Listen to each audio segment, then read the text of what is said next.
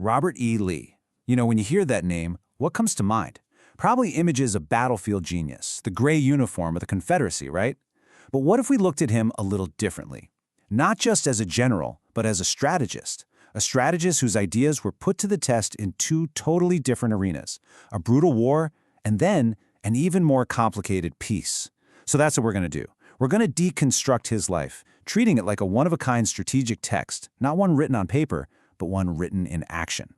Okay, so listen to this. He wrote this on Christmas Day, 1862. And wow, think about that for a second. This isn't some reflection after the war, from a defeated man.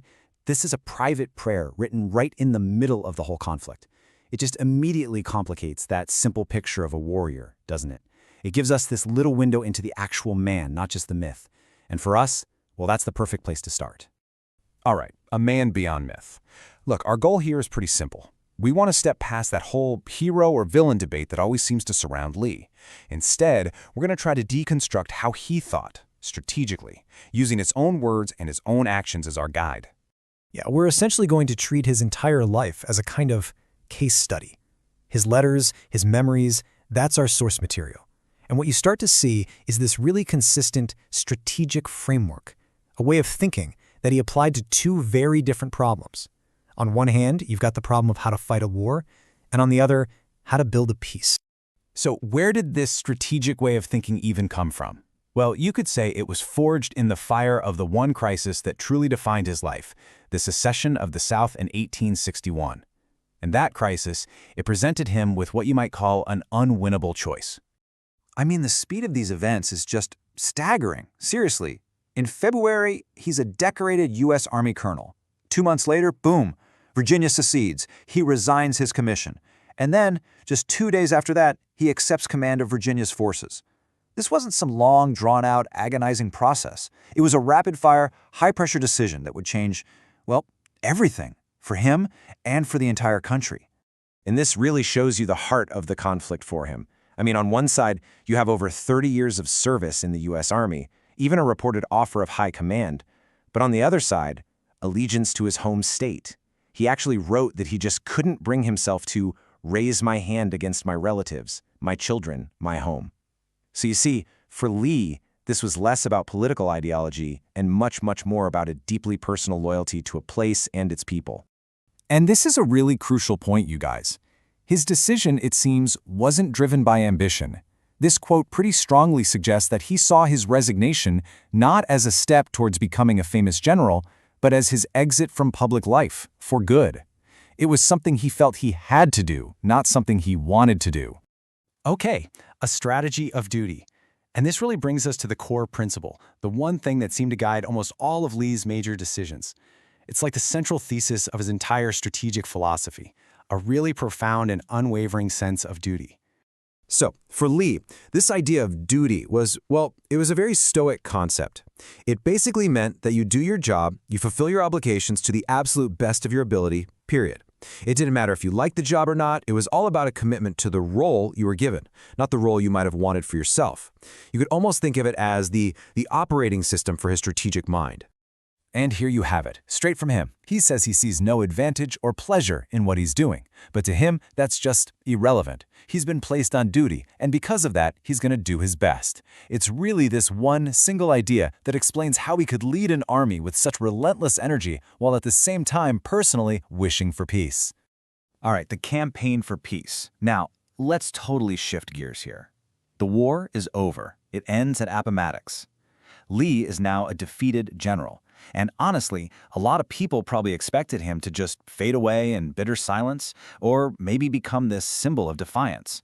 But he didn't either. Instead, he launched what you could call his final strategic campaign, a campaign for peace.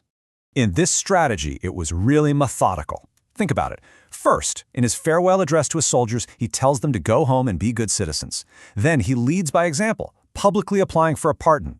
He starts using his huge influence to push for reconciliation. And then finally, in a move that really shows you his long-term thinking, he takes on a role that was all about rebuilding the future, education. At the heart of all this was a tactic of, well, strategic patience. He basically believed that getting into public fights and controversies would only keep the excitement and passion of the war going. He felt the only way the country could heal was for the South to be patient, to be quiet, and to just let the wounds of war slowly close on their own. It was a very deliberate strategy of de-escalation, almost like he was trying to starve the old conflict of the oxygen it needed to survive. And his advice to other former Confederates was just incredibly pragmatic. It was basically get to work, help restore the country, get involved in the political process. This wasn't that romantic lost cause kind of talk. This was a practical, nuts and bolts roadmap for how to actually move on from defeat and become part of the nation again. 5. Just that one number. It pretty much represents the entire final chapter of his strategic career.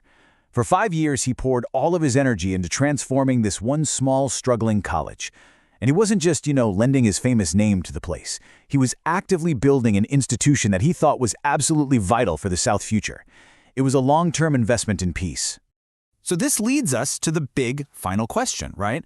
How do you reconcile these two completely different phases of his life? The general of a massive war, and then the architect of a fragile peace. It really does leave us with an enduring and, let's be honest, a deeply complex legacy. So let's try to frame it like this. What was Robert E. Lee's final campaign?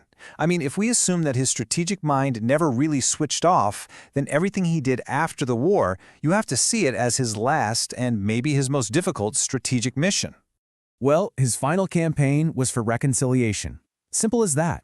He just waged it with different weapons. Not with cannons, but with his own personal example. He used his influence to try and steer a defeated population away from bitterness and get them focused on rebuilding. And he championed education, arguing that the future depended on hard work, not on endlessly refighting the past. And this quote right here, this was his ultimate strategic belief for what came after the war. The best, most effective tool for recovery? It wasn't politics, it wasn't dwelling on grievances, it was education. Plain and simple. For Lee, the road to prosperity ran right through the classroom. And let's end with this quote, because it's such a powerful summary of his final goal: to obliterate the effects of the war. Obliterate. That's a really striking word, isn't it? And it forces us to ask a couple of big questions. Was that campaign of his successful? And maybe more importantly, is it even possible to truly obliterate the effects of a conflict like that? It's a strategic question that, you could argue, America is still trying to answer today. This is for entertainment and educational purposes only.